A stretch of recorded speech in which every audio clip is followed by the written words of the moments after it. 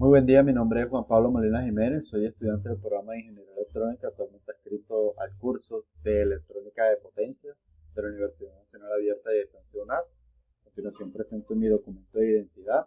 En esta ocasión, en esta etapa final del curso, les estaré sustentando el siguiente working paper, el cual trata del diseño y la simulación de un inversor de modulación por ancho de pulso. ¿Sí? Bien, primeramente nosotros determinamos los parámetros térmicos del inversor SPWM. Para ello, a través de un algoritmo matemático, realizamos una serie de pruebas que nos ayudaran a determinar el índice de modulación de amplitud y el índice de modulación de frecuencia para una mínima distorsión armónica total. Aquí en la tabla 2 podemos mostrar los parámetros de diseño del inversor seleccionado con las siguientes especificaciones de diseño.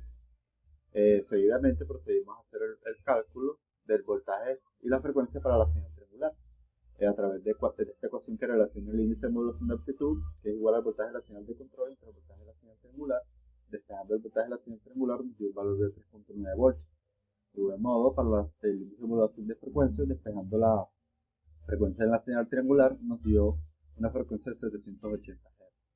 Seguidamente procedimos con la simulación del sistema de control. ¿Sí? A partir de los datos de voltaje y frecuencia de la señal triangular, entonces procedimos a simular el sistema de control del inversor SPWM. Este sistema tiene 4 etapas. Aquí en una primera etapa está compuesto primeramente para generar la señal sinodal desfasada a 180 grados. Aquí en la segunda etapa comparamos la señal de control con la señal triangular, y aquí en esta tercera etapa lo que hacemos es comparar la señal desplazada de 180 con la señal portadora, ¿sí? Y aquí en la cuarta etapa lo que se hace es el diferenciador entre las dos señales anteriores. Bien, aquí en la figura 3 nosotros podemos mostrar la señal resultante en la parte amarilla y la señal azul, que corresponde a las señales con las que se hizo la operación de diferencia, y aquí la señal en rojo, que corresponde a la señal SPWM. ¿Sí? Bien, aquí luego corresponde a hacer el análisis de la señal de control y portador. Aquí en la figura 4 tenemos el voltaje y el periodo de la señal seno simulada, el cual tiene un voltaje pico de 3 voltios y una frecuencia de 16 un periodo de 16.75. Con esto hacemos el cálculo de la frecuencia, simplemente dividiendo 1 entre el periodo, y obtuvimos una frecuencia de 59.7 Hz. Aquí tenemos el voltaje y el periodo de la señal triangular simulada, cual tiene un voltaje pico de 3.9 y un periodo de 1.28 milisegundos. Con esto hacemos el cálculo de la frecuencia, que nos da un valor de 781 Hz, y al mismo tiempo calculamos el índice de modulación de amplitud con la misma ecuación que anunciamos al principio, y la cual nos dio 0.77, y para el índice de modulación de frecuencia, que nos dio un valor de 13.08. Una vez obtenido, con esos datos obtenidos en la etapa de control, los consignamos aquí en la tabla 3. ¿Sí? Aquí tenemos los valores matemáticos y los valores simulados, valores matemáticos o teóricos. Luego sigue la etapa del driver manejador. Aquí en la figura 6 mostramos el driver manejador, y aquí en la figura 7 podemos observar en amarillo y en azul las entradas del driver, ¿sí? Y las señales en rojo y verde, que representan las entradas del segundo driver, primer y segundo driver. Luego tenemos aquí las señales de salida de los drivers, amarillo y azul, la salida del primer driver, rojo y verde, las salidas del segundo driver. Luego procedimos a realizar el diseño del filtro pasa-baja de primer orden.